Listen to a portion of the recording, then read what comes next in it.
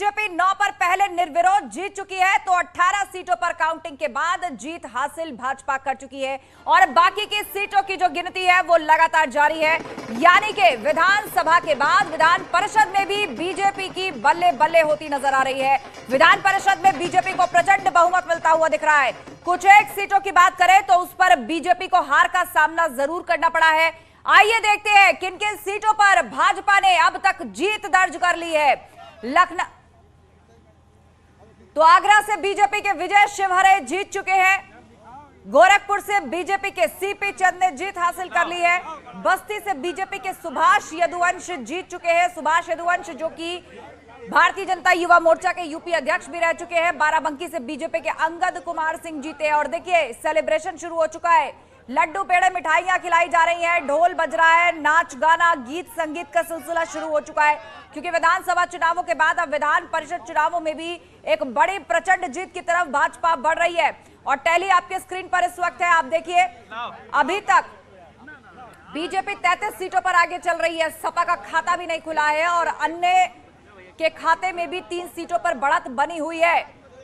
36 सीटों का यह रुझान हम आपको दिखा रहे हैं। 33 सीटों पर भाजपा आगे चल रही है। वाराणसी से निर्दलीय अन्नपूर्णा सिंह की जीत हुई है।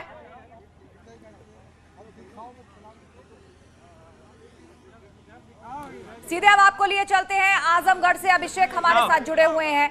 अभिषेक, अगर ओवरऑल रुझानों की बात की जाए तो बीजेपी प्रचंड जीत की तरफ विधान परिषद चुनावों में बढ़ती दिख रही है, लेकिन चूंकि आप आजमगढ़ में हैं और विधानसभा के नतीजे उठाकर देखें तो सपा ने यहां क्लीन स्वीप किया है। पर अभी तक की टैली में यानी इस विधान परिषद चुनावों की टैली में सपा का खाता भी फिलहाल खुलता हुआ नहीं दिख रहा है। वहां की क्या स्थिति है?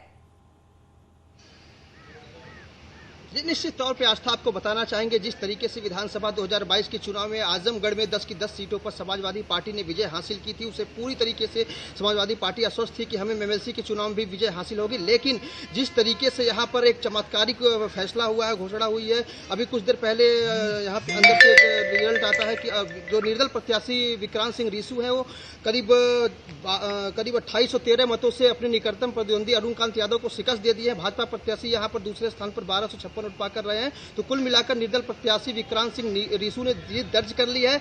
ऐसा पहली बार हुआ है जब किसी निर्दल प्रत्याशी ने यहाँ समाजवादी पार्टी के गढ़ में उसे बुरी तरीके से शिकस्त दी है।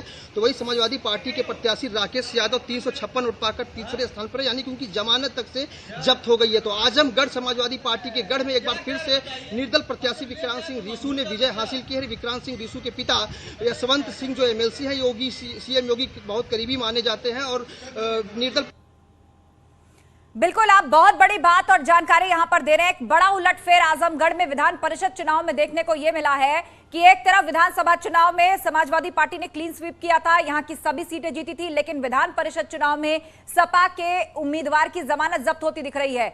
वो दूसरे भी नहीं, वो तीसरे नंबर पर जाते हुए दिख रहे हैं। निर्दलीय प्रत्याशी ने जीत हासिल कर ली है। दूसरे नंबर पर भाजपा, तीसरे नंबर पर सपा। वाराणसी का रुख करेंगे, वहां क्या स्थिति है उपेंद्र हमें बताएंगे। उपेंद्र, वाराणसी से क्या स्थिति सामने आ रही है?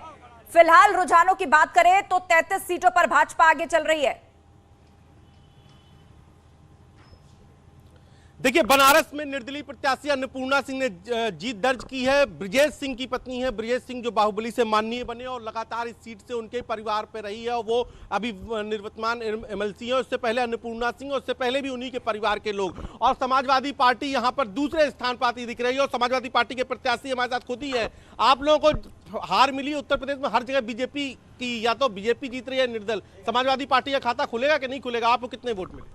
समाजवादी पार्टी का खाता जरूर खुलेगा। अब मैं लोकतांत्रिक तरीके से चुनाव लड़ा हूँ, लोकतंत्र पे धनबल बाहुबल हावी रहा और ये केंद्र में और उत्तर प्रदेश में जो भाजपा की सरकार है, बिल्कुल हमारे साथ जिलाध्यक्ष भी हैं, क्या ऊपर हूँ। क्या कहेंगे आप दूसरे नंबर पे आके प्रत्याशी? पहले देश के प्रधानमंत्री और प्रदेश के मुख्यमंत्री को बधाई देना चाहता हूँ, जो रात दिन यहाँ लगे हुए रहे। उनके पार्टी उनके हार गई, भारतीय जनता पार्टी। और तीसरे नंबर पर समाजवादी पार्टी दूसरे पर है। और बाहुबलता और जहाँ धन की बात है तो ये बहुरुपिया लोग हैं। माफिया किसी को होती नहीं, सरकार जिसकी उसकी होते हैं। अभी सरकार हमारी होती तो हमारे तरुआ के नीचे रहते। आज भारतीय जनता पार्टी की सरकार है तो उनके पास है। और भारतीय जनता पार्टी के लोग प्रत्याशी ने जो आरोप लगाया उस पर क्या? बिल्कुल बिल्कुल, आरोपों का सिलसिला शुरू हो गया है, लेकिन उसके साथ ही उम्मीद है कि सपा का खाता भी जल्दी खुलेगा। लेकिन वाराणसी से आप बता रहे कि यह निर्दलीय प्रत्याशी ने जीत हासिल की है। रुक अब लखनऊ का करेंगे, हमारे साथ संकेत जुड़े हुए हैं, हमारे सहयोगी। लखनऊ में क्या स्थिति सामने आ रही है संकेत, और आपके साथ कोई मेहमान